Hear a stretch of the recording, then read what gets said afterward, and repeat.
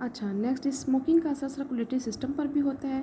तंबाकू के धुएं में मौजूद कार्बन मोनोऑक्साइड, क्या है? कार्बन मोनोऑक्साइड और हेमोग्लोबिन, जिसे हमने लास्ट टाइम पढ़ा था हेमाटोलॉजी, हीमोग्लोबिन यानी कि रेड ब्लड सेल्स की ऑक्सीजन ले जाने की सलाहियत को कम कर देती है। धुएं में मौजूद बहुत से दूसरे केमिकल ब्लड प्लेटलेट्स बनने के अमल को तेज़ कर देती है। प्लेटलेट्स की तादाद नॉर्मल से ज़्यादा हो तो वो खून को गाढ़ा कर देती है। क्या? खून को गाढ़ा कर देती है और इसका नतीजा आर्ट्रियोस्क्लेरोसिस हो सकता है। स्मोकर्स में इन्फेक्शन, ख़ास तौर पर फेफड़ों में ख़तरा ज़्यादा होता है। मिसाल के तौर पर स्मोकिंग से तपवदक, जिसको हम लोग कहते हैं ट्यूबरकुलोसिस,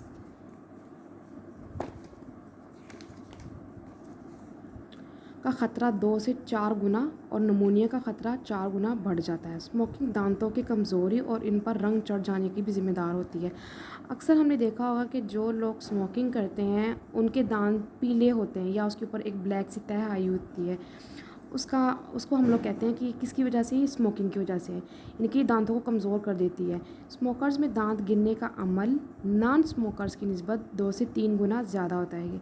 इसका क्या मतलब हुआ कि अगर हमारे पास एक इंसान है जो कि स्मोकिंग नहीं करता, उसमें चांसेस है कि वो 1% उसके क्या होंगे? दांत ख़राब होंगे। लेकिन वो बंदा जो स्मोकिंग करता है उसके चांसेस कितने होंगे? 3%। यानी कि अगर किसी के दांत ख़राब हो रहे हैं तकरीबन 35 की एज में और वो स्मोकिंग कर रहा है, तो उस बंदे के जो दांत है वो ख़राब हो जाएंगे कब?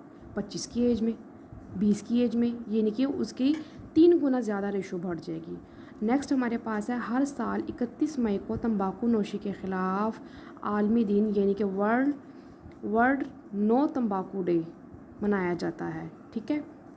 ऐसे नॉन स्मोकर जिनको घर में या काम पर दूसरों धुओं को सामना होता है, जैसे कि पैसिव स्मोकिंग, अपने अंदर दिल की बीमारियों का ख़तरा 20 से 30% और फेफड़ों के कैंसर का ख़तरा 20 से 30% बढ़ा लेते हैं। स्मोकिंग से माशरती ज़िंदगी भी मुतासर होती है। स्मोकर्स को माशरती नापसंदगी का सामना हो सकता है, क्यों ना कि बहुत से लोग किसी दूसरे की स्मोकिंग का सामना नहीं करना चाहते। अच्छा, जो बंदा कर रहा है स्मोकिंग, वो ख़ुद तो फ़िल्टर करके सारे केमिकल्स ले रहा है, ठीक है, लेकिन वो लोग जो स्मोकर्स के पास बैठते हैं उनको तो वो डायरेक्ट सारे केमिकल मिल रहे हैं हवा में शामिल होकर, तो उसमें क्या होता है? ख़तरा हमारे पास ज़्यादा बढ़ जाता है। यानी जो स्मोकर होता है उसको इतना ख़तरा उन केमिकल से नहीं होता जितना दूसरे इंसान को ख़तरा उससे लाहक हो जाता है। यहाँ पर एक वो और ब्लॉक है जिसमें लिखा है कि निकोटीन एक ताकतवर जहर है और माजी में हशरात कुश के तौर पर इस्तेमाल किया जाता है। हशरात कुश यानी कि इंसेक्टिसाइड को मारने के लिए। स्मोकिंग के दौरान जब ये सांस के ज़रिए अंदर जाता है तो सर्कुलेटरी सिस्टम, इन ब्लड अगर सर्कुलेट हो रहा है तो उसके सिस्टम तक पहुंच जाता है और ना सिर्फ आर्टरीज़ की दीवारों को सख्त कर देता है बल्कि दिमाग के टिश्यूज़ को भी नुकसान पहुंचाता है।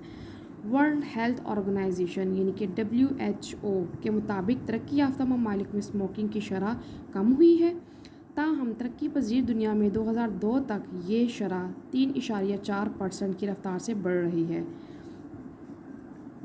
ये था मेरा आज का topic, bad effect of smoking, और ये उर्दू मीडियम के बच्चों के लिए था, क्लास 10th के लिए।